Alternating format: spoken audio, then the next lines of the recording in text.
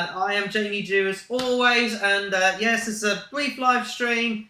Speaking about, well, I say brief live stream, could be here quite a while actually. Yeah. Chatting all things for next year's Eurovision Song Contest. And there's a lot to discuss, like 2023 could be a big year, least of all for ourselves, for this country as a whole. As always, I'm joined by Damo. Hello, everybody. Hello. And forgive me for being professional in my pajamas. And you just, I think... And I've got my keys on.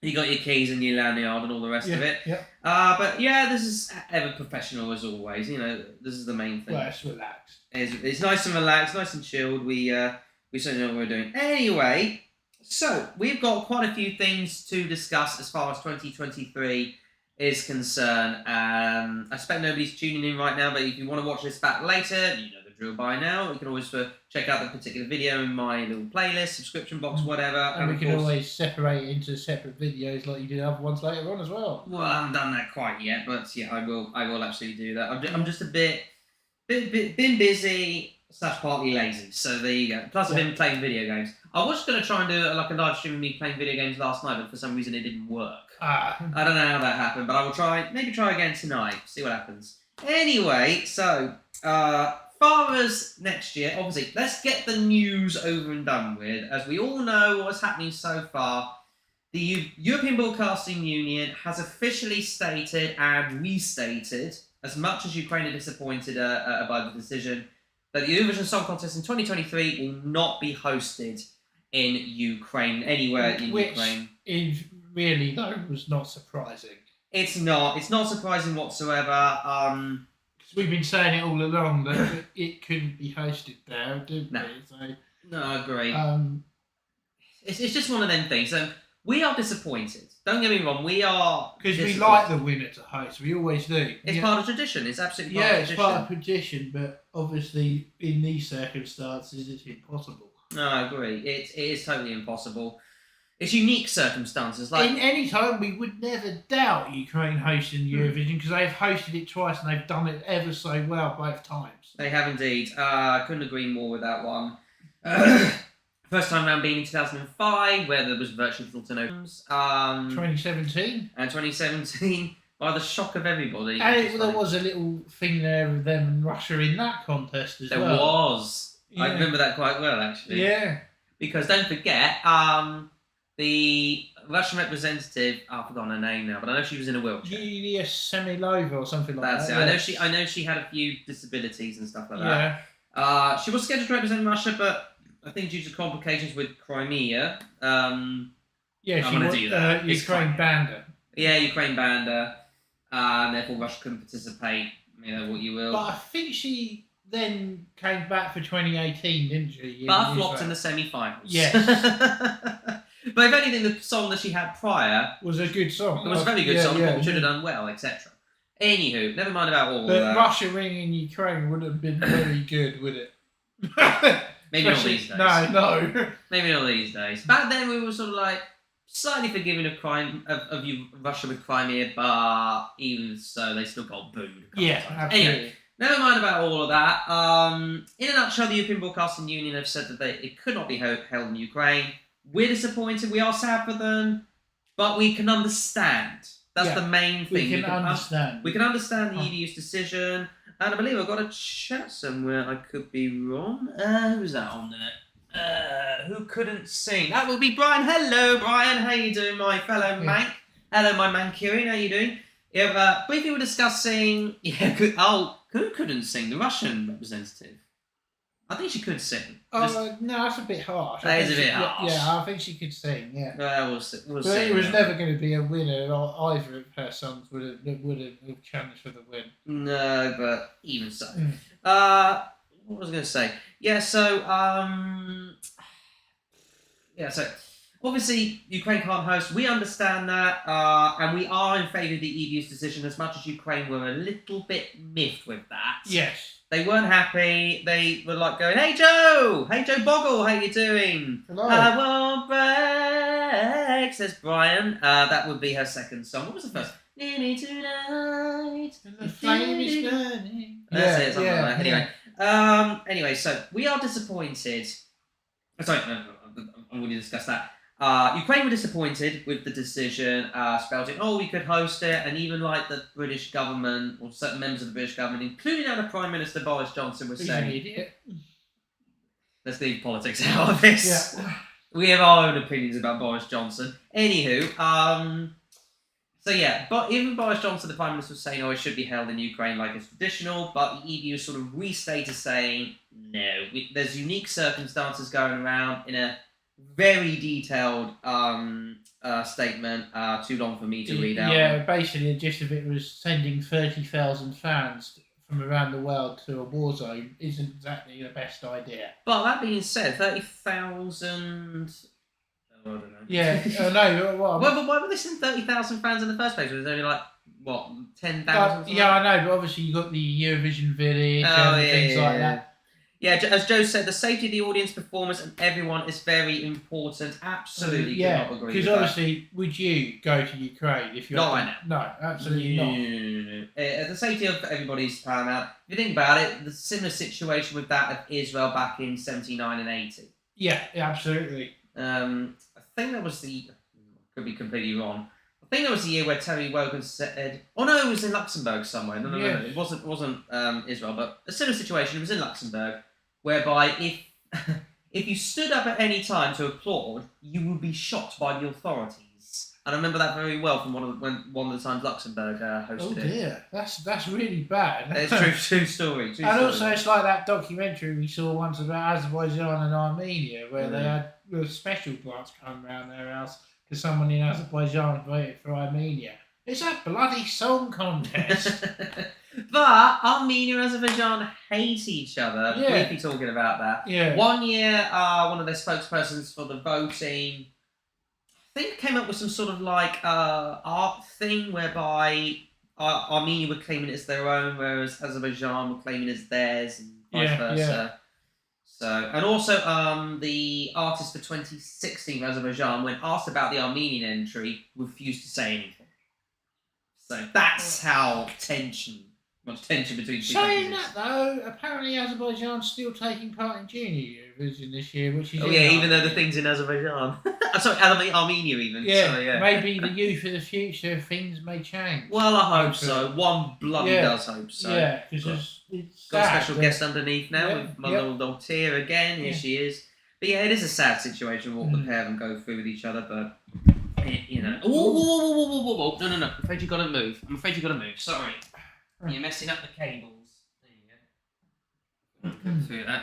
Anyway, so back to Ukraine.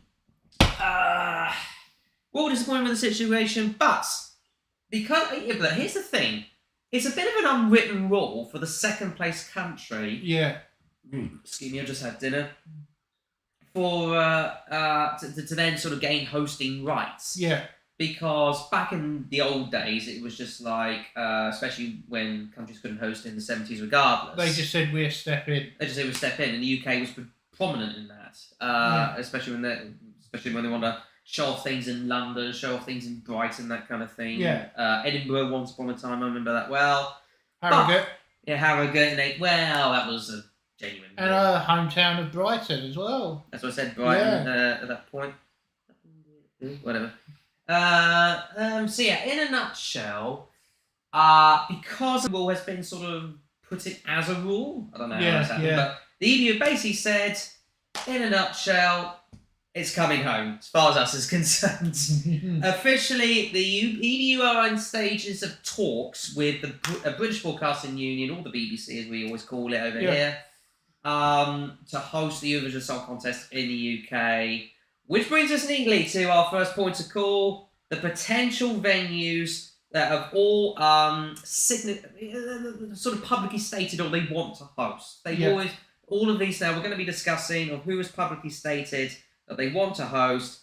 Please do bear in mind some of these places have already hosted before, so that might influence our pros and cons decision as to who will get it.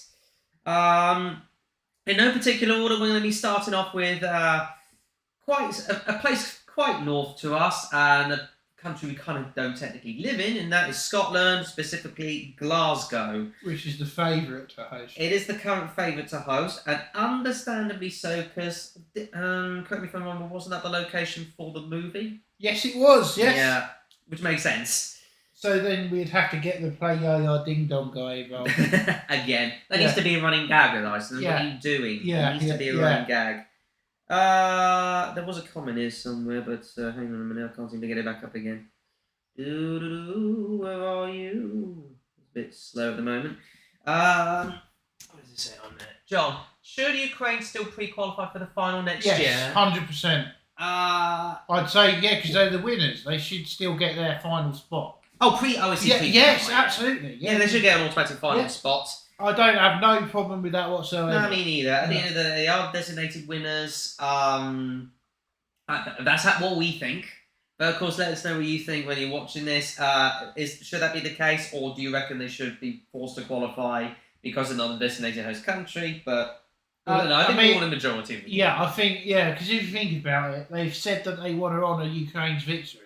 Yes. They should get their final spot. I think that should be part of the show. Yeah, I fully agree with that. Couldn't agree more. Yeah.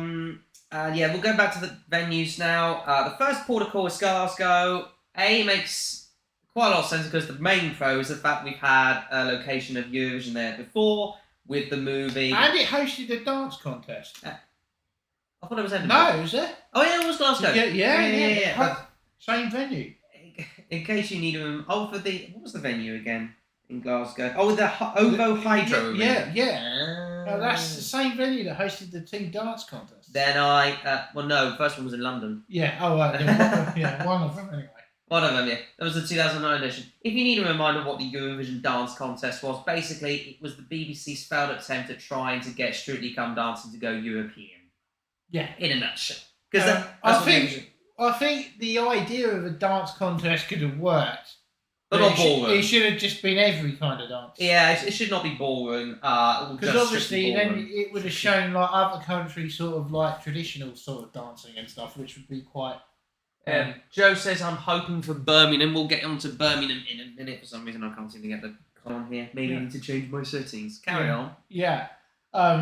Which, I mean, the concept of a dance contest is great. If you think, if you like, other countries have different sort of folk dances and things like that, which would be a perfect idea for a contest. I agree, because that way you could also show off your national identity in that way, as well as, obviously, with a song contest, a dance contest as well. Yeah.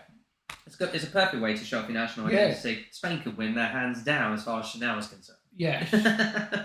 Anyway, so with Glasgow, obviously the Over Hydro Arena is wasn't only the setting for the movie, but also the Eurovision Dance Contest in 2009. That flopped big time. But it had two editions. There was scheduled to be a third one in Azerbaijan, but for some reason it just never picked up after that. Okay. It just so the pros of Glasgow, it's the perfect size venue. It's got airports nearby. And there's lots of hotels in Scotland. The cons is basically too far from us, but we'd still go anyway. Probably have to get a flyover or something. Yeah, something like that. But I wouldn't be driving. No, you can fly to Scotland. You don't need a passport either. No. It's a good venue, but. It's just basically could they hold everybody in the hotels there? That's the that is a big question. Yeah. I'm not so sure. Look, I as much as probably would be a good spot for us. For me personally, it would be just a bit of a trek. That being said, though, if we were going to go between us two, or us three. Potentially as well with another friend of us, Nicole. Like I said, it'll be a trek, but we'd do it because it doesn't happen very often. Exactly. Yeah. Bear with me. The one thing I forgot to put on. I'm getting up and down over the last slide today. Yeah. Put that light on so we can see it's a bit more clearer. And the other downsides to it is you'd have the backdrop of a Scottish independence referendum looming as well. Probably. Yeah. Are they scheduling it for next year? Yes, in October next year. That's when they want to have it. So, another comment. Hey, sis, how you doing? Hey. She's just in. yes. Hallelujah. Right. So, yeah, Glasgow. It will be off the backdrop of another Scottish referendum, which they're planning in October. Or seems that way anyway. Probably something our Prime Minister couldn't care less about other than himself. Yeah. But what do I say about that? Yeah. Anyway, so the main thing about Glasgow very quickly is that the Scottish First Minister Nicola Sturgeon has said she wants to host it there. said she wants to host it there, which is understandable. Vice versa. Right, let's move on to one viewer as far as your neck of the woods is concerned, Brian. We'll speak about Manchester next. We got on here because it's from the BBC News website. Bev Craig, the leader of the Man City, that sounds a bit weird. Oh. Manchester City Council wrote on Twitter, if this to be a UK city, I can't think of anywhere better. A great music city and fittingly home to a large Ukrainian community, probably more so now. And also, it's quite fitting because we now actually have our results from Manchester. We did. Yes. So Salford's more specifically. Yeah. And it's a good venue because there's a train station actually in the site. But it is also the sad venue where loads of people died. Yeah, well, it was quite a number of people died. It was up to what's her face? Ariana Grande's concert, That's in it. 2017. It was tragic, but that being said, that is probably the main negative about it. Yeah. That is the main negative about it. But as you said, the positives are it's got a good train station next to it. And definitely got the size. Definitely got the size. Big Ukrainian population, which reflected even better, all things considered. And of course, like we all said, Salford's now becoming like the main hub of all things. BBC. Yeah, all things BBC, not just Manchester in general, but Salford's now becoming the new heart of the BBC. So, if I suppose for the BBC to show off the new offices or stages, and it'd be easier for them because they could just do all their stuff from the building and just. They did. Actually, once upon a time back in the 60s, they did show off a new BBC building just because of the Eurovision Song Contest. Yeah, they had it at Television Centre. That's it. Literally at Television Centre, which is a bit of a risk. But still, I can't see why it shouldn't be hosted in Manchester. Just that old, thing in the background. I've got another comment. Sorry, Joe says, I really hope Norway sends subwoofer again. Give that wolf a banana as a banger. No. It's rubbish. I don't think they're going to do it again. I think they'll make a career out of it because they're going to, but I honestly don't think they're going to be doing it again. Hope not. Well, I love them. I hate them.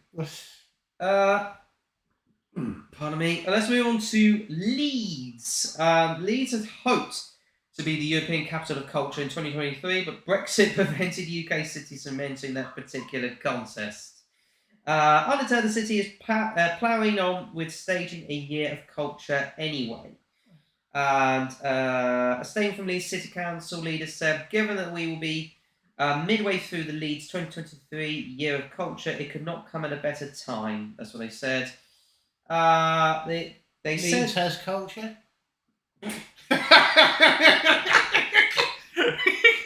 Let's hope there's no one from Leeds watching. They said they had already been in touch with the government and the BBC to lobby for Eurovision to be held at the nearly 14,000 capacity First Direct Arena.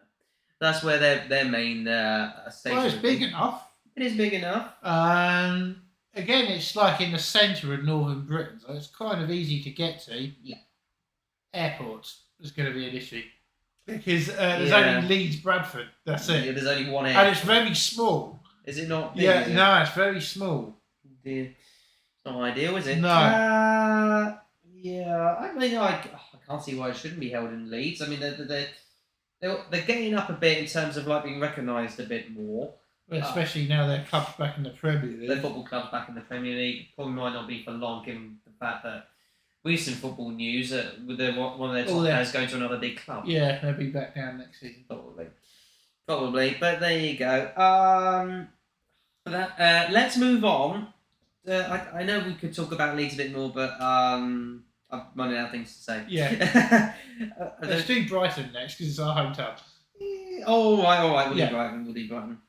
It's near the bottom of the list, so there you go. We'll do Brighton, then we'll speak about Brighton. It is our hometown, and of course, makes sense. But that being said, we don't have any venues that would actually hold 10,000 people here. Not 10,000 people at the very least, because the only big enough venue would be the Brighton Centre, and that's got a capacity of 5,000. 5,500. Yeah. Yeah, it may not be big enough. And the Brighton Dome isn't big enough anymore, unfortunately. That's where ABBA won in 1974. Definitely not big enough. The only way it could be held in Brighton is at the Amex Stadium with a roof on it. That'd be the only way that could be Would done. the Brighton Hove Albion Football Club actually have the budget, considering we're trying to stay in the Premier League, to put a roof on it? And also, it's also during the football season still, so because obviously there's going to be the delay for the World Cup. Exactly. RIP to those who sadly passed away about Manchester. Absolutely. Yeah. Definitely. Sis, absolutely, sis. But yeah, look. Brighton is not a feasible venue, much as we would love it to be here. There is talks ongoing for a venue to be put in the Brighton Marina Park, but that's about it. Yeah, I know, but they can't build that in a year. No. That's You're talking like Qatar levels of building. Or Baku. Is that? Yeah, because they actually built a whole new venue just to host the contest. I'll give him respect for that, but it still costs lives. Yeah, and the budget would be very high if you had to build a new venue just for Eurovision. It was actually bigger budget than Russia in 2009. Yeah, I know. As far as hosting is concerned. I don't see it myself, but there you go. We'd love it because obviously it's just on our doorstep. But I don't think it's going to happen. But saying that though, we are going to see Sam Ryder at the Brighton Dome. Yes, we are. I bought 3 tickets, me, Damo, and our friend Nicole, to go and see Sam Ryder at the Brighton Dome. Quite cheap as well. We didn't have to go through Ticketmaster or anything else like that. Yeah. So that's pretty decent. Yeah, so we're going to see him live on the 3rd of April next year. Absolutely, and also slight Eurovision thing, because I'm a big fan of Formula 1. Sam Ryder's not only doing the concert prior to the British Grand Prix next weekend, but is also singing the British national anthem.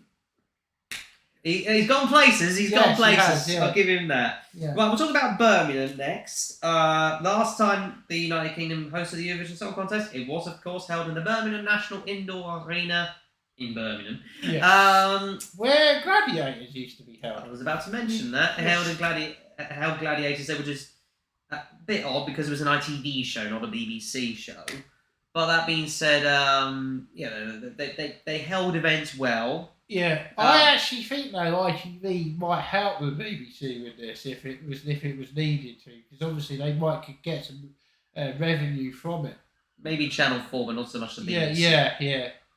That's all I will say. But yeah, obviously last time, and also, and then the Commonwealth Games being held there. Yes, it is. Yes, next month. Oh, next month. Fair enough. 24th is the opening ceremony, I believe. Yeah, there's 2 possible venues: the Utilita Arena and the Resorts World Arena. The Resorts World Arena is the same venue as the National Indoor Arena. Fair enough. Yeah, that makes sense. But well, actually, it's increased capacity with that one. It was around about 4,000 to 5,000. Now it's about 16,000. So yeah. It makes a lot of sense. A statement from the Birmingham City Council said it was always open to exploring further opportunities to showcase Birmingham on the international stage, and also I've always wanted to see a city that is partly full of water, with the canals and stuff like that. Yeah, I've always wanted to see that. In fact, there's more canals in Birmingham than Venice. Yes, I heard about that. It's funny because effectively Birmingham should be the capital of European underwater cities. Yeah, if you think about it. Yeah, well, for a start, Birmingham is a perfect venue because it's hosted it before. Oh, it's actually Utilia Arena's the National Indoor Arena, not the other one. Oh, right, yeah. Right. The other one is at the NEC, which is really good because there's the international airport nearby, there's a station nearby, there's hotels on site, and it's just off the motorway. I've actually been there for an event, so I know exactly how to get there. Fair enough. It's basically you just go onto the M42 and you just turn off, and it's actually you're at the venue. Ah, that makes sense. Yeah, at least you know how to get there. Now. Yeah, I know. I've been there because I went there to I went there for a classic car show a few years ago. Oh, okay. Yeah, that makes sense. Yeah. Let me go to some of the streams. Been a bit weird, but yeah, I can't see why Birmingham should host again. But that being said, we've already been there before. That could be the thing against it. Agree, says Nicole. You've forgotten what to. Anyways, move on to a city that is very north from us, but maybe I can understand it. But Liverpool, a Liverpool City Council Director of Culture, Claire McLaughlin, said, "Why wouldn't you put it somewhere that the whole world recognises as a music city?" That is true. The Beatles being a prime example. Yeah. She told BBC Radio Merseyside it was a tragic situation for Ukraine, but said she was already thinking about ways the city could be putting our arms around Ukraine and those people who are suffering absolutely terribly, and doing it for them in this place. The city's 11,000 capacity M&S Bank Arena is also next to a conference centre. So that would help out. Yes, very. Yeah. That would help out with like the Eurovision Village and all the rest of it. So that's very, very good. And also, it's a good venue in a way that it's actually one of the birthplaces of British music. The Beatles. Mm-hmm. There was others. We do know. And if we go there. Cilla Black. If we go there for Eurovision, we'd have to go and have a look at the stadiums while we're there. Oh, you mean Anfield? Yeah, we just have to go and have a look. You know, how often are you going to be there again? That's true. Yeah. That's true. You'd have to, wouldn't you? Well, like during the day before the show, just go and have a look at Anfield or something. Yeah, no, absolutely. Yeah. It'd be quite funny if it turns out Brighton were playing Liverpool on the same day. We could actually go to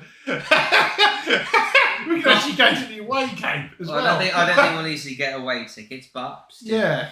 I mean, Liverpool, I can see it, but I think they're a little bit of an outside chance, if you ask me. Yeah. Just a little bit. I think they're in the running, just not fully in the running. No. By the way, if you agree or disagree with any of this, let us know in the live chat below or in the live chat on the right of your screen. Get commenting. We'd love to hear your thoughts. Yeah. Back to Scotland now, but not to Glasgow. We're going to Aberdeen. We've also thrown their hat in the ring. But there's an understandable reason behind it, which we'll get to in a minute. So even if Scotland's First Minister seems to have singled out Glasgow, 6 Aberdeen MPs and members of Scottish Parliament, SNPs, wasted no time in sending a letter to BBC Director General Tim Davie, saying the city is perfectly placed in terms of infrastructure, cultural offering, and sheer enthusiasm to hold the event. And there is enough of a capacity because the P&J Live Arena has a 15,000 capacity, which is Scotland's largest event complex, apparently. So more than definitely more than the Hydro in Glasgow. It's definitely big enough. Yeah. Oh, excuse me. And it also played host to the 2019 BBC Sports Personality of the Year Awards. Not that that means anything. Yeah. There you go. Well, it's a big event. It is a big event. Pick up you. But yeah, the only downside to Aberdeen is airports. Yeah, lack of airports, and it's very out. It's effectively like the Mill Street of the UK. That makes sense. Yeah, so right in the middle of nowhere in Scotland. Virtually, yeah. And in case you don't know where Mill Street is in Ireland, it's quite out in the sticks. Yeah. I mean, it's a little bit of a village, but it's still out in the sticks, if you know what I'm saying. Yeah. Somehow it held in Mill Street once upon a time, but there you go. Back to a place which theoretically, and more often than not, as far as the UK hosting is concerned, it should be there, but likelihood probably won't be because we've already been there before. And that is, of course, the capital, London. And there's loads of potential venues here. There is loads of potential venues, but that being said, it's been and done there before, especially in numerous venues in London. But that being said, the Mayor of London, Sadiq Khan, tweeted that the UK capital would welcome Eurovision with open arms. Yeah, because this is going to be a subcategory here, because we could go through all the potential venues in London. We could, but I don't think we've got time. Joe said I think it's important to hold somewhere with a decent airport because a lot of foreign viewers will come over, considering the UK is an island. Airport is needed, absolutely. And speaking of airports, London has got lots of them. Yeah, you got Gatwick, London City Airport, Heathrow, Luton, which is Stansted. Yeah. So you got plenty there. We've definitely got plenty of airports. And, yeah. Nice transition, by the way. Yes. London would be much better, in my opinion, said Nicole. It would be for travelling wise. It would be amazing travelling wise, and also, yeah, because we're practically next to London. There's a lot of like London to Brighton kind of cultural, social. It's only about 50 miles away. Literally only 50 miles away. But it's been in London before. That's the only comment I can see. We've already been to London many times before, so I personally don't see it myself. But yeah, you got for London, you got the O2 Arena. Yep. Wembley Arena. Yep. You got you got the Excel Centre, which has also got conference rooms. It has, yeah. And you could also say one of the other venues that was used for the Olympics. There's so many venues you could use. There was indeed. What's that, Mum? Oh, the windows. Hang on a minute. Oh yeah, the window's open actually. Yeah, they're open. We're live, by the way. My mum getting involved again. Yeah. Let's move on to back to Scotland, but to one of the other countries in the Union. But we're not going north. We're going west to to Wales more specifically, and to Cardiff.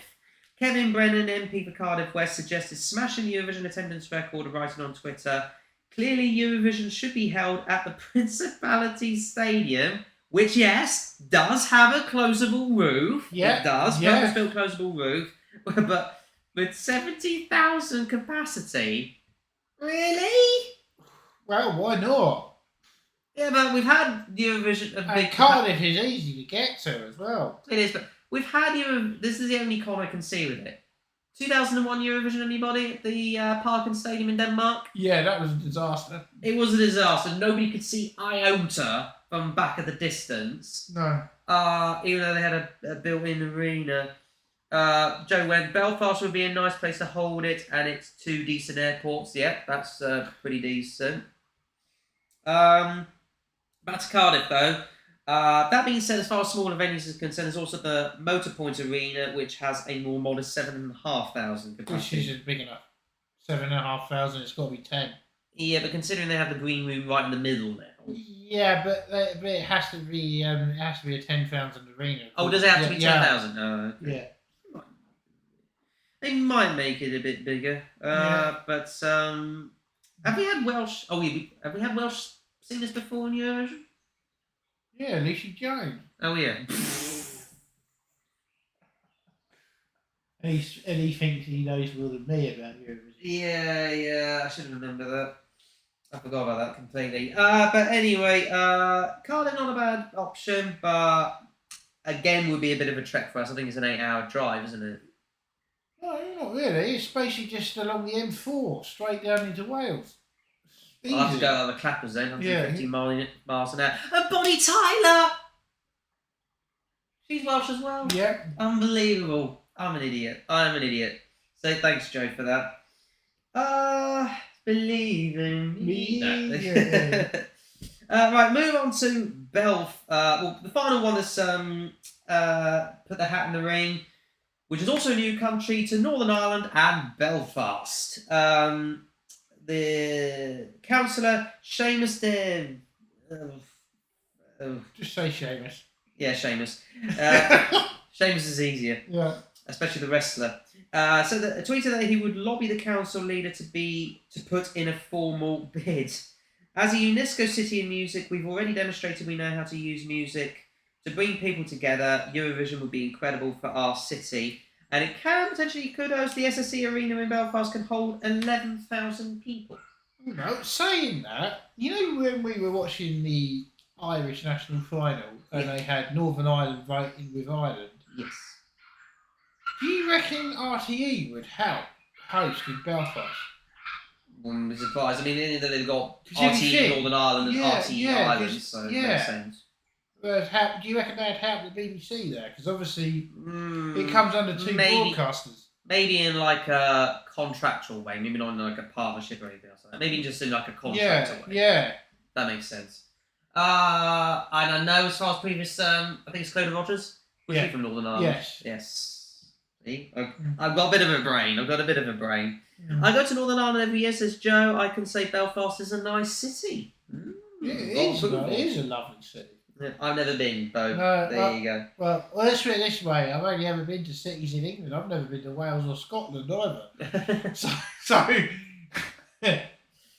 anywhere would be somewhere new for me. Absolutely, and I couldn't agree more. But those are the interested cities. Your favourite?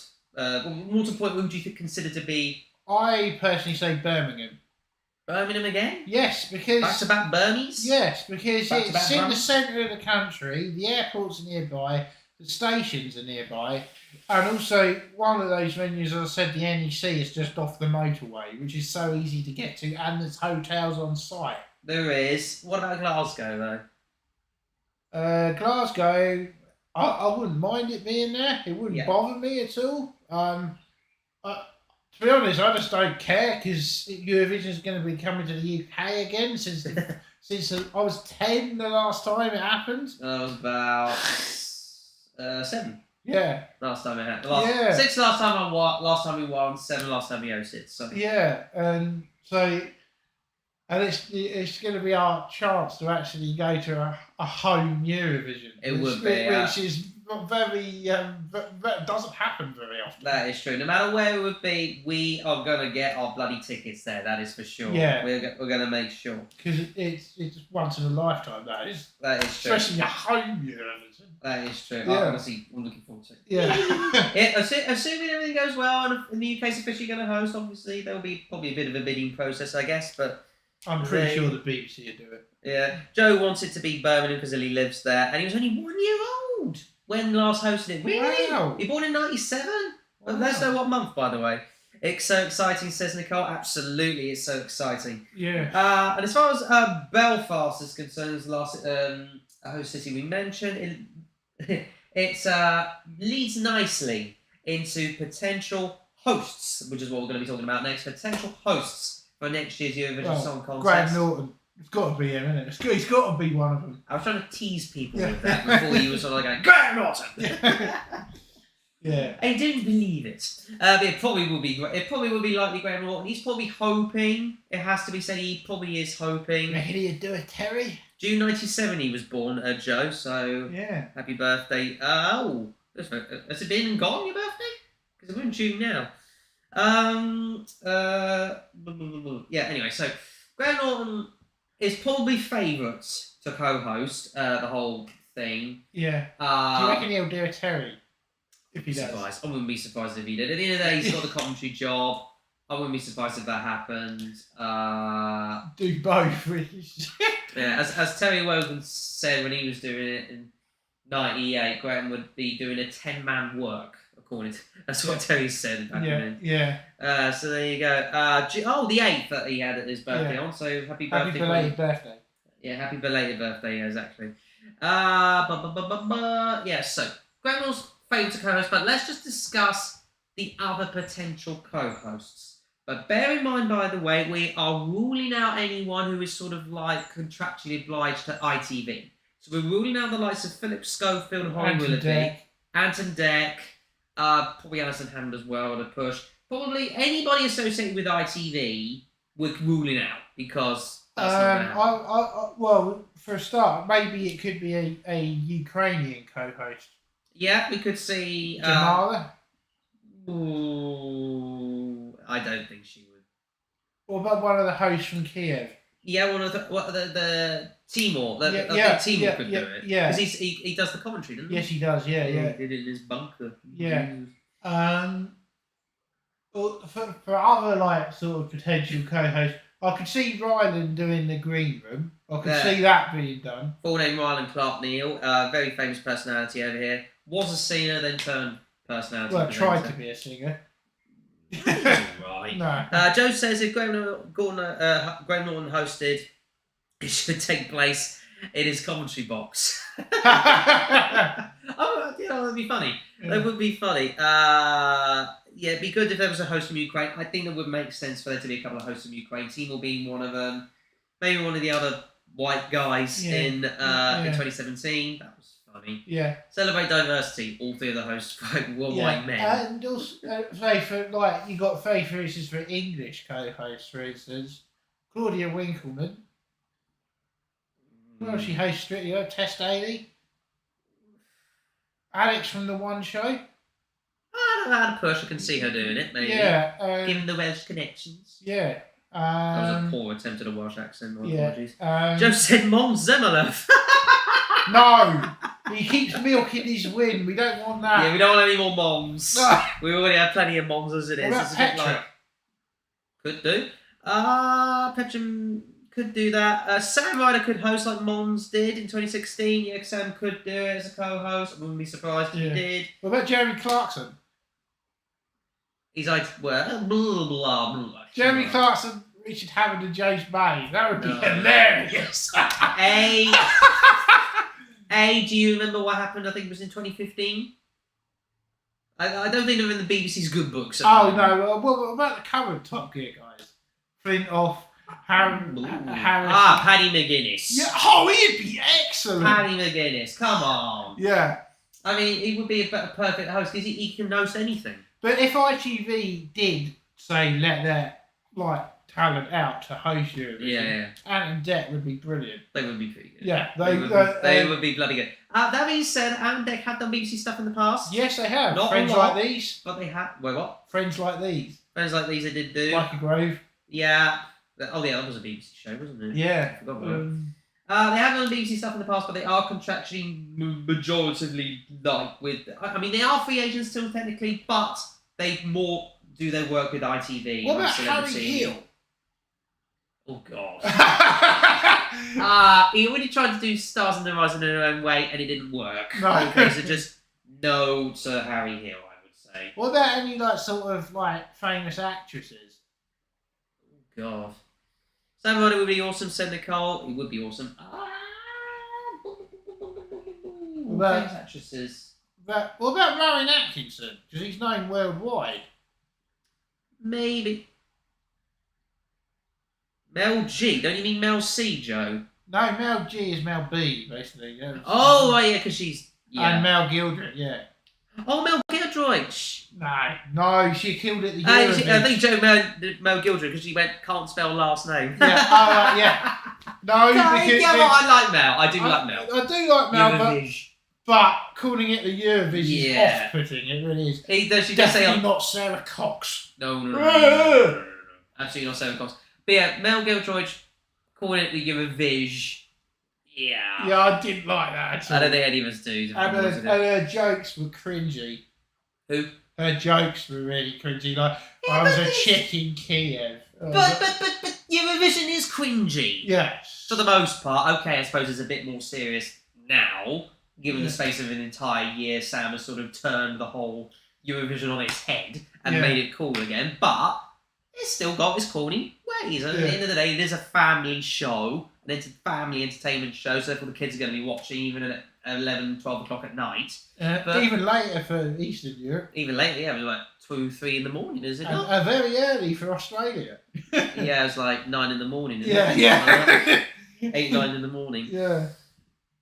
I can't see why Mel couldn't do it, but I don't think she will be asked. She's left the Eurovision setup. She was replaced by Ryland, so. Yeah, it's a bit of a shame, but we could see it coming, and Ryland has got that sort of extra. What about Dermot O'Leary? He knows the big events. The one who sang Lasha Turnbike. No. We're not having no. Maybe it was like a side thing. It's like an interval act, maybe. Yeah, maybe mini interval act, or like doing a thing when they did in 2017 between the voting and going. But hosting, no. No, we don't see it as a host. No. Maybe he's a voting spokesperson again. I don't know, something like that. Who else? Because I'm strong enough on top of my head now. What about any sports people? Do you really see some sports people doing Eurovision? Jermaine Genius. He now hosts the One Show as well. He does. Yeah. Gary Lineker. No. Do you really see Gary Lineker hosting? Yeah. Why not? Just no. Sue Barker? She. I was gonna say the O word, but let's just call her A legend. a legend, but Only of tennis.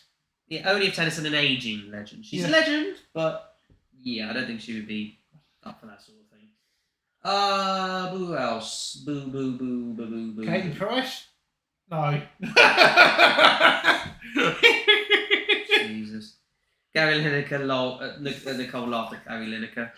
Let us know in the comments below who you think of, in the chat even, sorry, live chat. But who you think we missed. my main idea is Graham and Jamala. That's how I Graham, Jamala, maybe Timo at the push. Yeah, and Ryland to do the green room. Ryland to do the green room. That'd probably be a good combination. Yeah. A four-way. So our dream scenario would be Graham, Jamala. I don't think Jamala's going to do it, but maybe at the push Jamala, Timor. But if not Jamala, at least Graham, Timor, and Ryan. Yeah, Ryland would be perfect for the green room. He really would. Joe just went lad baby. Like, really? We're not having sausage rolls every 5 seconds. Thank you very much. We built Eurovision on sausage rolls. We got sausage rolls. Yeah. But no. Yeah, keep Rock typing and away. roll angels bring those hot sausage rolls. Okay, if we're gonna do that, we're the sausage rolls of our time. And then we put them in the oven where they're cold. Oh my god. Sausage rolls for everybody dance. That's the best one. We were the sausage roll kids. No. Oh, sausage rolls. That's Stuffing them till the end of time. Baking them to the end of time. Yeah, baking them. What was this year's one? Sausage rolls. Da, da, da, da, No, I don't think it was. rolls. No. I'm eating sausage rolls, man. All right, let's move on from sausage rolls, for God's sake. Right. Let's move on to the final. Final subject from us, and then you can let us know in the comments below. He will represent us 1 year, as far as Joe says with Lab Baby. Maybe, but do you really see sausage rolls and Lab Baby coming together for the Eurovision Song Contest? It just wouldn't work. It would be a nil point. I think it would be one of those, if I'm honest with you. But if they can make it work, they can make it work. So let's speak about, in a nutshell, do the British Broadcasting Union, the BBC, have the budget to host it? I would say yes. We've got plenty of it. You Yeah. know what I mean? And if they haven't, they can always just cancel Casualty and EastEnders to pay for it. There would be no loss there. Well, you watch EastEnders on a regular basis. Not anymore. It lost its way a long time ago. Hooray! It lost its way a long time ago. Maybe it's just a youthful thing. I don't know. Do you think they could ever do it where you could have the semis in a separate venue to the final? You know what? Sweden could have done that in 2016, but chose not to. Yeah. They booked 2 venues. Yeah. So Do you reckon it could be done? I don't see why not. Like, for instance, they could have the semi-finals at a smaller venue. So, like, for instance, Brighton could host the semis and have the final up in, say, Glasgow or something. Yeah, maybe. Maybe. But yeah, they definitely have the budget. I can't see any reason why they wouldn't. Absolutely, but considering it's the British Broadcasting Union that we do know over here, they'll cut corners to save on costs a bit. Yeah. Somewhere. What do you reckon the stage would look like? Ooh, very spectacular. They'll give it a all. Yeah. I think they'll give it a all. Yes, the ticket sales should help, said Joe. Absolutely, depending on how many tickets they sell. But the main question is, And also, there's a huge appetite for it to be hosted here, because if there wasn't, none of those cities would say yes, I want to bid for this. Yeah, absolutely. Especially like those lower below in the hosting duties, like Ireland for some reason wanted to host. But anyway, Sweden, Spain wanted to do it. Who else was there? I know France. Belgium is another one that Belgium wanted to do it. Yeah, Poland. Poland, yeah, we've never been to Poland before, so there you go. I don't know. Yeah, look, as far as the BBC is concerned, I can't see why they shouldn't not have the budget, is what I'm saying. I don't think they should. Yeah. But it just depends on where they cut the corners, because we know what the BBC are like. Yeah. That's about all I can add, really, to that one. Yeah. Got anything else we could talk about? Right, yeah, so... trying to think now. Let me have a look on Instagram. Actually, let me know in the live chat what you guys want us to speak about. Any questions you want to ask us? Any questions at all we could speak about Eurovision? Anything? I follow a few things about Eurovision. Something about something from Little Big, from who of course were the Russian representatives. Russia's legacy should be removed. Well, that being said, Little Big are basically trying to say stop war in Ukraine. Fair enough. But so I still think Russia's legacy should be removed. Like take down all their videos from the Eurovision channel. I don't think so. At the end of the day, it's not their. It's not really the country's fault that they've done what they did. It's really down to one man. But Polina, who. But she supports the war. I know there's some people who support the war, but makes you wonder what their real thoughts were if they weren't pressurised, for example. But yeah, Little Big released a song called Generation Cancellation, which is basically... We could talk about 2020, who we thought we could have won. Yeah. Oh, yes, so we were going to talk about 2020, actually. Yes, yeah. Oh, you're quite right. Yeah. We were going to talk about the 2020 Eurovision Song Contest. Let me get that up. Yeah. Right. We might as well just do it in one. Just get it done. It's getting a bit dark in here. Hang on. Like go through the 10 qualifiers from each semi, and then who you think the top 5 would have been. Yeah, hang on. Let me just try and get it. Before we say anything, the UK in 2020 would have still got nil point because it was James Lehman. Well, hang on a minute. Let's just. I'm trying to get the. Honestly, my phone is quite slow at the moment. I'll do it. No. It's quicker. 20 Wikipedia. Thank you. Right, yeah, got it. Yeah. Took a little while. Most Russians hate the war, and it's most of the acts hate it. So there you go. Yeah, I don't know why Polina was being. I think if anything, she was pressurised. If you ask me. Yeah. Right, let's talk about the 2020 Eurovision Song Contest, which obviously was supposed to be scheduled. The 12th of May 2020 for semi-final 1, 14th of May 2020 for semi-final 2, yeah, and the final was scheduled for the 16th of May 2020. Yes. Right, so as we all know, it was sadly cancelled because of the COVID-19 pandemic. Yeah. Let's have a look at the countries that were set to participate. Let's go, because these we forget also, they did release a running order of what the countries would have been in their respective semi-finals. Yeah, they did that in the song celebration, didn't they? Yeah. Yeah. I still love the Russian granny, says Joe. Same here. I didn't. Happy for everybody dance. Such a shame what's happened, but I feel it's an honour for us to host. Been dreaming of this for a long time, says Nicole. Absolutely, yeah. Right, so semi-final 1 then. Yes, so the first country from the first semi-final performing in the first position was Sweden. The Mamas with Move. I really like this one. Yeah, it would have been a qualifier, hands down.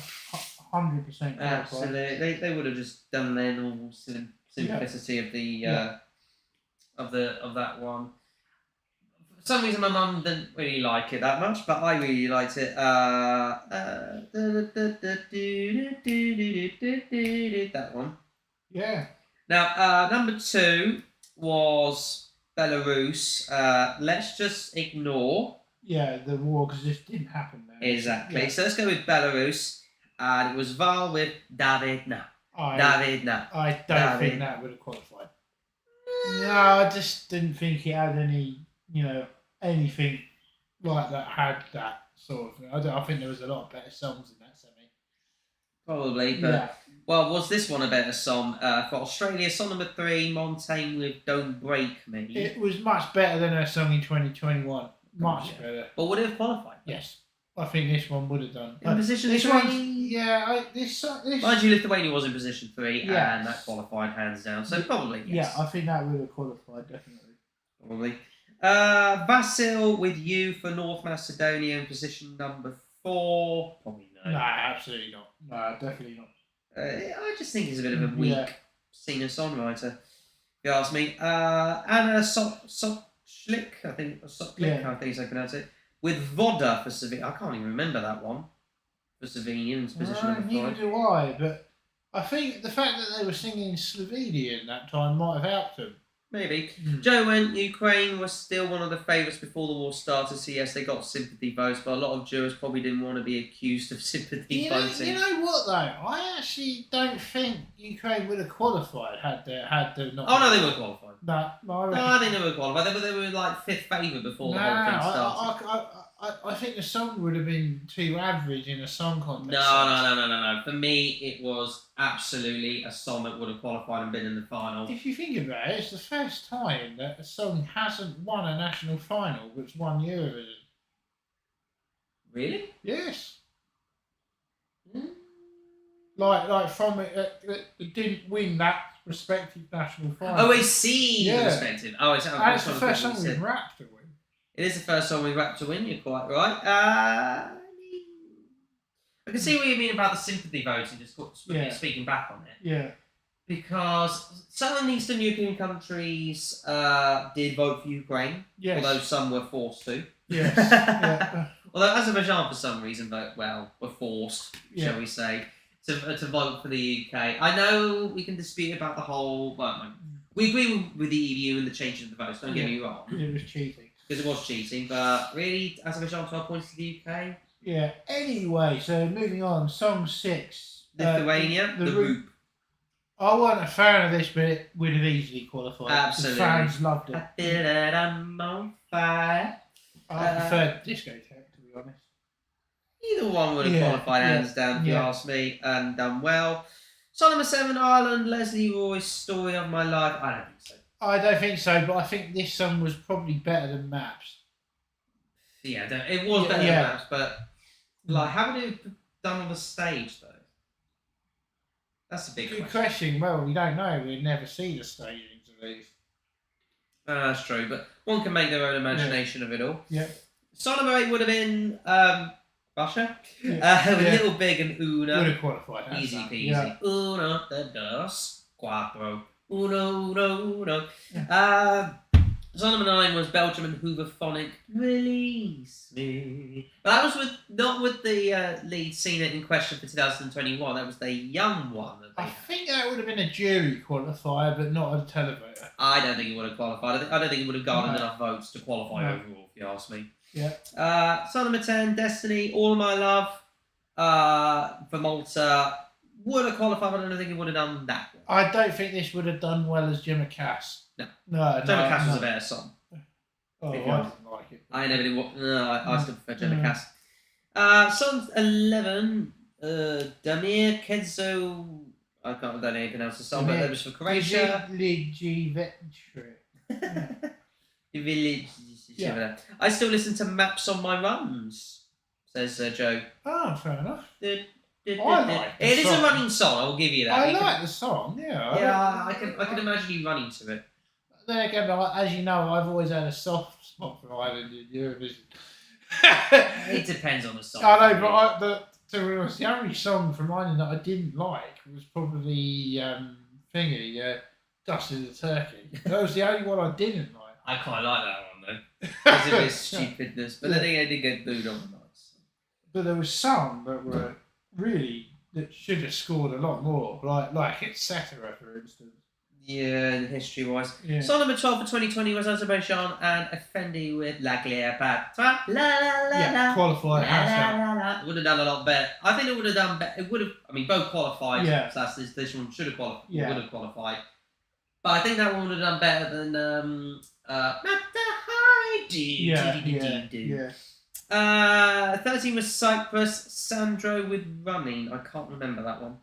Neither can I, but I don't think that's probably why it wouldn't really qualify. Yeah. Is it just me, or do they do better with female Yeah. artists than they do male? Yeah. That being said, they didn't qualify this year. Yeah. So. Norway was song number 14, and Ulrike with Give Me Your Attention. Definite qualifier. Amen, qualifier. Yeah. Would have done brilliantly well. Song number 15, Israel, Ed and Ellen with Feka Libby. I think I remember that one. But Yes, and I think this one was probably better than 73. Yeah, I would agree with that.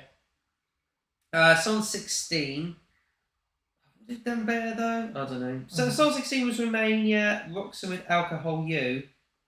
I don't know. I don't think this would have qualified. No, I don't. I think this could have been the shock non-qualifier. Yeah, because a lot of the other fans were going for this one. Yeah. But I don't think it's because it was that bizarre. I don't think it would have done that well, personally. And finally, song 17 was Ukraine, Go Away with Solove. Definite qualifier. I think he probably would have done. Yeah, because Go Away were just fantastic. They were a good band. They were. So the 10 qualifiers for that one were obviously Sweden. Yeah. Australia. Ding. Russia. Ding. Russia. Malta. Ding. Azerbaijan. Probably, yeah. Ding. Norway. Ding. Romania. No. Ukraine. Ukraine, so 7 at least. What about the others? I would say Australia at a push. I think we said Australia already. Oh, okay. Slovenia at a push because of the Slovenian language. Oh, we've got Lithuania. Lithuania. 8. Maybe Belgium. Ooh, that would have been a squeeze. Let me have a think for a minute. Croatia, maybe. I would say Belgium, actually, going to leave it. And I'm going to say Belarus, personally. Okay, fine. We'll take that as a 10 from that semi-final. Yeah. Okay. I think Belarus would have snuck in there. Semi-final 2, song number 1 was Greece, Stefania with I'm a Supergirl. Oh no, we've already read all that. Wasn't there another thing? No, there wasn't. So yeah, Supergirl was Stefania. She's my goddess. Yeah, definite qualifier. Definite qualifier, I would have said so. Song number 2, Estonia with What Love Is, Uko Svitse. No. Position number 2. No. I don't think so. I don't even remember what it was. Anyway, song 3 was Austria. Vincent Bueno with Alive. I don't even remember that one either. Yeah, definitely not qualifier then, because if you can't remember it, then it wouldn't have been a qualifier. No. Song number 4, Moldova. Natalia Gordienko with Prison. Yeah. Probably would have done. Yeah, probably would have done. Moldova usually did quite well. I don't even remember it personally myself, but it probably would have done. Senate with Freaky for San Marino. Song number 5. It was nowhere near as good as... nowhere. No, that would not have qualified. Nowhere near as... what was the other one again? Adrenalina, thank you. Off the top of my head. Yeah. Czech Republic with Benny Cristo and Kemama was song number 6. No. I would have said on song yes, but vocals no, because he was terrible live in the other contest. I agree. Song number 7 was Serbia, Hurricane with Hasta la Vista Bebe. Yes. Yeah, that would have qualified. Absolutely. Song number 8, Poland, Alicia with Empires. Probably would have done. Yeah, probably would have done, yeah. But she would need better vocals on the night, if you ask me.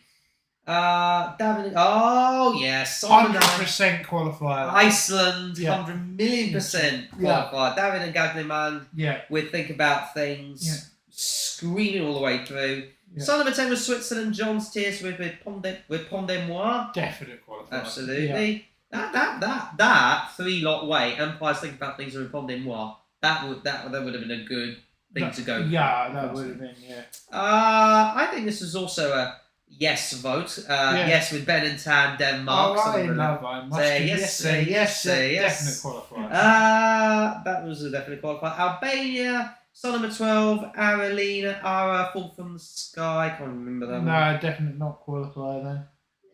Might have squeezed it. Looking back was Askell and Finland, song number 13. 50-50. Song number 14 was Armenia, Athena. Chains on You. With Chains on You. I think that would have qualified because it had a good fan base, that song. It did, but it depends on the others that would have voted. I suppose it probably would have qualified. Portugal with Elisa and Melody Centre. Don't even remember that one. A song 15, but there you go. Tourniquet with Take Me As I Am for Georgia, 16. Probably. Probably. I don't know. Tears Getting Sober for Bulgaria, definitely. Yeah, Victoria, Tears Getting Sober would have qualified. And finally, a song 18 with Samantha Tina and Still Breathing. It was better than the one from 2021. Yeah, I agree. Because what was annoying about that song was that every 5 minutes. Was that necessary? Was that actually necessary? It sounded like Freddy Fazbear from Five Nights at Freddy's franchise. Did you know they're making a Five Nights at Freddy horror movie? I'm not surprised they are. I'm not surprised. Think About Things was my favourite, says Joe, and Say Yes was a good one as well. Yes. So, for 72, Greece definitely, Moldova. Had a push, yes. Serbia. Yes. Poland. Yes. Iceland. Yes. Switzerland. Yes. Denmark. Yes. Armenia. Yes. Bulgaria. Yes, and Latvia. That's our 10. Yeah. There you go. Right on the money. Yes. Now, who would have done well in the automatic list? Let's start off with the hosts, Netherlands. Jenga McCrory with Grow. I think it would have done better than Birth of a New Age. Yeah, it wouldn't have come in the left hand side. No, it would have been on the left hand side. Maybe mid part of the right hand side. Yeah. Then we'll go in alphabetical order of the big five. France with Torn Lead and that one. Jesus Christ. Awful. That was panned by Eurovision critics. Yeah, I know. It would have been a 0 pointer, I reckon. Maybe, but might have done. I don't think it would have come last. Yeah, but I think it would have done okay. Germany, however, should have done good this year. That would have done very Ben well. Dolich and probably one of the best German entries, not in recent times. I think Ben Dolich should have been given another chance. Yeah, definitely. Personally. I mean, look. I don't feel hate for the following year. I know. God Almighty. Italy, Diodato, Fire Boy. Would have done brilliant. Amazing song. Yeah, amazing song. Would have done very well. Potentially the winner. Potentially. Yeah. Plus Canto with Universo, or Canto even with Universo for Spain. I think it would have done better than the Spanish version of Voy a Quedarme. And for a start, he should have sung that in English. Yes. That version was so much better. I think both songs should have been sung in English. Yeah. Personally. Yeah. And finally for the United Kingdom, James Newman, My Last Breath, it wouldn't have come last, if you ask me. I do. I think it would still got nil point because he can't sing. I reckon. Do you know what I would imagine the staging with that one? Because he was big into those ice baths and stuff like that. Yeah. He would have fallen into an ice bath right at the end of it. Maybe, but I just don't think those vocals were good. He couldn't sing. He was awful. Yeah, but it was like he was out of breath every 5 minutes. It was literally out. It was literally his last breath. Yeah. You can't sing. But who would you? The main battle in terms of the final would have been Lithuania versus Iceland. That's what a lot of people were saying. And maybe Italy at the third. At a slight push, third. Yeah. So we think let's do it in reverse order to do up the thing. So who would you think would have finished fifth? Oh, fifth? Oh, yes. Christ. I would say Germany. Germany fifth, yeah. At a push. So fourth? Fourth place. Ooh. Russia. Fourth place, Russia. So third? Italy. Second? No, I'm going to say Lithuania third. Yeah. Then Italy, then Iceland would have won. Yeah, Iceland would have won, definitely. We could actually say that the winner of the 2020 Eurovision Song Contest would have been Iceland. And we would have been going to Reykjavik. We would have been going to Reykjavik. Blindside Cleopatra for Azerbaijan. We forgot about. I don't think they would have done that well. No. Maybe just outside the top 10, but wouldn't have done that well, I don't think so. Brian reckons Lithuania would have won in 2020. Interesting. Vilnius would have been a nice place to go. It'd be a new country. It would be. My Last Breath was a lot better than them, says Joe. I think we can all agree with that one. But like I said, I think it would have been funny if he fell into an ice bath at the end of it. Say, like, one of them. I think the like you were best. standing on like a plane and like that it would go through on like a push of a button or something. think And the he goes, best- "Cinema, last got rid of the mic, bang, see you." I think into the the ice best bath. James Newman could have done was probably top of the bottom 5. That's what I reckon. Anyway, I couldn't say he could have got left with the board with that song. I would say 15th or 16th. Yeah. Personally. Yeah. But there you go. Definitely not on the right hand side of the board. Left hand side of the board. Yeah. No, I don't think so. But I think Iceland. I mean, look, we love in this country Davin and Guggerman for anything was better than anything was better than Embers, says Brian. It got 0-0. Yeah.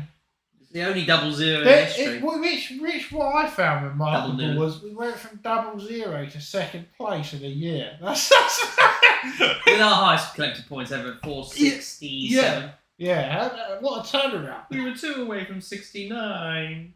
Damn it. Would have given me an opportunity to say nice. Yeah. Yeah, no, like, so... so... It's funny how we... Yeah, it's funny how we... But let's put it this way, Spain, though.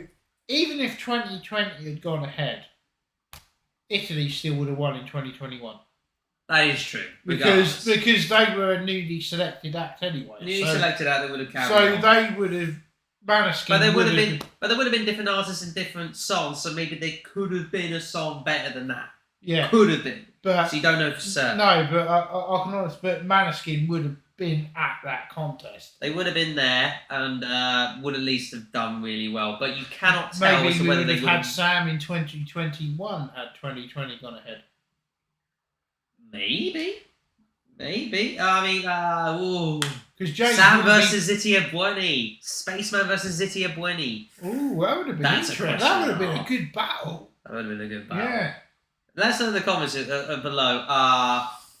One for Spaceman, 2 for Zitia Bueni, Momaskin. Yeah. So one for the UK, 2 for Italy. Let us know. The weird thing is that when you mentioned Sandy Shaw, everyone remembers her for being barefoot. Not the only barefoot artist. How many times can we win and lose? Emily DeForest was barefoot. A couple of others as well. I can't remember. Embers was so disappointing. Said Nicole. Yeah, so 1 for Spaceman, 2 for... I was saying from the start when we heard Embers that would be Nilpois. And I was right straight away. What? Brian said 2. I don't know, because I like both of them a lot. I love them. Yeah, I know. It would have been interesting. That would have been a good battle. It would have been a brilliant battle. Maybe that would have been the actual battle for 2021 if it like carried out that way. So United Kingdom versus Italy. Yeah, that's what I reckon would have been. Then again, it would have actually been quite poignant because you would have had... UK could have beaten them at Eurovision. Yeah. And you could have had them beat us at the Euros. That would have been funny. But the Euros was cancelled, don't forget. Yes, Euros would have been... Oh, yeah, you could have had Italy beat us in the final in 2020, and then the UK could have got the revenge. Actually, I don't think we would have made the final if we'd have played in 2020, because Harry Kane would have been injured. That's true. Yeah. Also, Loreen was barefoot as well. The others just pointed out. Yeah. Thanks for the knowledge. A lot of women sing barefoot. But Linda Carlisle does that as well. Seems to be the in thing. What about Kate Bush? Didn't she sing barefoot? I think she did, yeah. Yeah. Saying that, she's back to number 1 again. Overrated, if you ask me. She only had 2 decent songs, if you ask me. But Babushka I tell you and what, Wobbly Nights. in her time, Kate Bush would have been a perfect Eurovision act. Would she? Yes. Would she have fitted the Eurovision vibe? Yeah, all that quirkiness in her performances, staging. Yeah, but Eurovision in the 70s was a little bit backwards. No, but if it was like it was today, back then. Oh, right, yeah. She would have been... She would have fit the bill, yeah. Demon was the only male to win barefoot. I forgot about that. Yeah. Although, that being said, that was the only ever time in Eurovision history where you had a figure skater on. And also, if you think about it, talking about the UK and Eurovision, the male sailor is cursed. If you think about it, all of them have come... Best they've ever done is come second. They've never won. Apart from one time, 2009. Male soloist. No, I mean they've never won. No, Oh, you mean the UK? Yeah. UK male soloist has never won. The best they've done is second. Did I swear? I can't remember if I swore, but thank you. What did I say? Yeah. Because he just went, wash your mouth out. What did I say? No. Yeah, male soloist curse. Yes. Because if you think, every male soloist that's had a good song has come second. That is true. What did I say, guys? Because you're laughing. I don't know. Doesn't matter. Anyway, so... yeah. Yeah, no, you're quite right. We've never had a male soloist win. We've come close a few times, though. Go, for example. Yeah. That was literally the closest we've ever come. One step at a time. One step at a time. Go was closer. Cliff. Okay, as close, maybe. Yeah. Oh, right. My opinion on Kate Bush. Right. Okay. So it's an opinion. We've all got noses. Opinions are like noses. Everybody's got one. Oh. Okay. Kate Bush fan here.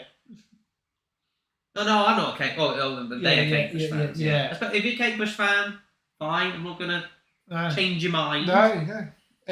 Your musical taste again. Yeah, exactly. Musical taste. Like I said, I really like two of her songs. The Bush and Wuthering Heights. Okay then. Who do you think should represent the UK at a home contest? That's the next subject matter. Yes. All congratulations as well. Yeah, whatever. Right, anyway, so... Right, who should represent the UK next year? If it's obviously in the UK. Yeah, assuming it is. Well, my tip, Maisie Peters. You said that earlier. Yeah. What about... Oh, God. Who's Fleur East. Fleur East, that's it. I think she'd be a good fit. Can't see why not. She's been out of the game for a little while. Yeah, she has. She's been out of it for a little while. So Ryan, he just went. Daniela Westbrook doesn't have a nose. It's true. She used to have a good working one. Yeah. All right, opinions terrible, are like terrible actress. Bars, terrible actress. I don't really see her, but put it this way, her life choices didn't help. No. Well, most people have got one. Most people have got one, but everybody's got a a-hole, shall we say? So I'll say opinions are like a-holes. Yeah. Anywho, So next is artists. So Maisie Peters. Or Fleur East, or actually, let us know in the comments who do you think would fit for. Well, that busted. Steps, no, Joe, not steps, please, not steps. 20 years ago, yes, but now, no. No, the Eurovision's now gone too cool for that. Sam has literally turned Eurovision into a laughing stock, into something that's cool within the space of 1 year. But saying that though, don't ruin it. But I can see the BBC doing something like that to stop them from hosting again a previous year. I can see that happening. Probably. The UK have tried so many times to send an established act so many times and it never works. Well, Blue came 11th. Blue came decent. And Katrina and the Waves were an established act in the 80s and they won. They were. Brotherhood of Man, Sandy Cliff Shaw, Lou, Cliff Richard who came second. I think you mean... okay. Cliff Richard had loads of hits before he did Eurovision. Weirdly, I prefer Power to All Our Friends and to Congratulations. Does that make me weird? No. Both songs are good. Both equally good. Yeah, especially his Christmas songs, which are legendary. Apart from the Millennium Prayer. It was weird. Seriously, who thinks that it's a good idea to do the Lord's Prayer set to an Old Lang Syne? I mean, it's lazy for a start. Oh, in recent times he's talking about. I suppose, in recent times we haven't sent... we have sent established acts, but they were old-time established acts. Engelbert Humperdinck, Bonnie Tyler passed it. That's why, if you're going to do an established act, you need to do one that's in the charts now. Yeah, you do. Yeah. You don't need someone 5 years ago. I mean... Like Dua Lipa would be good. Yeah. In 2010, we sent an established songwriter with Stott, Aikman and Waterman. and it was just a crappy. It was terrible unused Ashley B-side. Of course it was. Of course it was a terrible 80s B-side. Yeah. We tried it with Angelo Weber, and that did decent. Yeah. Because at the end of the day, but before Sam, we're that known was for our our musicals. best thing this decade, apart from. Well, what's happening here? Hang on a minute. I've got a bit of green screen issues. Hang on a minute. Oh. Well, I'm going to... I don't want to do that. Let's just get rid of the green screen for now. Why would you have green screen on when there ain't one? We're not actually. Because it was automatically set on there. Sue me. It's yellow. I know, but for some reason it picked up my logo as like a green screen chrome filter. No, we're using yellow screen. I know. Actually, that's a good idea. I've just thought. Anyway, so Sam Ryder again says Joe Boggle. I don't know, because usually when artists come back, it never works. Yeah, probably. I mean, the only exception is Johnny Logan. The only exception is Johnny Logan, and Lena tried to do back to back and it only just finished inside the top 10. Yeah, only just. Yeah. But he said he would help out again, but like when Dana International came back. Oh god, that flopped. Oh no! Ding dong. Ding dong. Sing Yeah. along. Kiara though was actually quite consistent when she came back. Second time, yes. Third time, not so much. No. That's 2009, wasn't it? Yeah. That was the sea of comebacks. Valentina Minetta. Well, she's done it a few times. Yeah, that was in the 10s. But I'm saying 2009 was a sea of comebacks with Sakis Rovas for Greece, wasn't it? This is our night, time for the change, baby. Get rid of the old. That was a good song. Yeah, love who else for the UK? I mean, there's going to be one artist which I think would be. What about Robbie Williams? No, but there's one artist. I think on the tip of a lot of people's tongues, considering we're under the same banner, and that is Dua Lipa. But I honestly think she is overrated as well because she does absolutely lazy songwriting. Yeah. That's my opinion. Yes. I kind of agree to that. But and it is lazy because she's been done for it. What about someone like Harry Styles? Do you know what? Funnily enough, my mother's been getting into one of his songs, which is oh god, what's it called again? Sign of the Times. Oh, that's a lovely song. It is a beautiful. Don't stop the crying, it's a sign of the times. Yeah. S Club 7. No. Says Joe. No, S Club 7 wouldn't be yeah, allowed. well, you need 6 people on stage, not 7. Yeah. If there was a dance routine, people will learn it. That is true. Yeah. People will learn a dance routine. Just don't let Scooch back. No. Scooch. Yeah. There's so many potential ones out there. Potential. I mean. Noel Horan? He's Irish, you Egypt. Northern Irish. Yeah. He'll go more Republic of Ireland than freaking Well, United for instance, Kingdom. as well, you know, Ireland's having a lot of issues with Eurovision over the years. They don't qualify.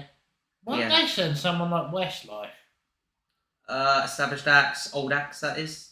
Yeah, but Westlife are still they've got a big fan base. Do you remember when Big Brothers almost won for UK? Did they? Yes, they did. It was a year. I think it was the year Katie Price tried to enter. Oh, that one. Yeah. That was with Javine 2005. Yes, June 2005. Yeah. I think Touch My Fire was good, but I think it was too much of a copy of the Turkish one. It was, and I think Katie Price. And I think Katie Price would have done a lot better because she would have been pregnant at the time. That would have made it more of a thing, you know what I mean? Someone did perform pregnant once, didn't they? Malta. Yeah. In 2016. Yes. I've forgotten who it was now. Yeah. I do remember that, and I also fondly remember the national final in 2006. Well, I can't even remember every national final. Well, really. basically every national final I think we watched together. Pretty much. 2007 was really controversial. Even if that was. Oh. No, but 2007 was really controversial. Yes. Scooch. That was fixed. It was fixed for Scooch, I think. Yeah. But there you go. Cindy had a better song as well. Well, everybody had a better song aside from Scooch. Yeah. Yeah. Hey, what's coming up to 9 o'clock. I think we're going to be calling it a day as far as the chat of Eurovision is concerned. We've chatted all about things in terms of the potential host cities. Assume it's going to be still in the United Kingdom. Obviously, it's not official as of yet, but it's very freaking looking like that. If you know what I'm saying. Yeah. But anyways, watch the space. Watch the latest news. And of course, I will be there with the latest videos. You bet your bottom dollar I will be doing all of that.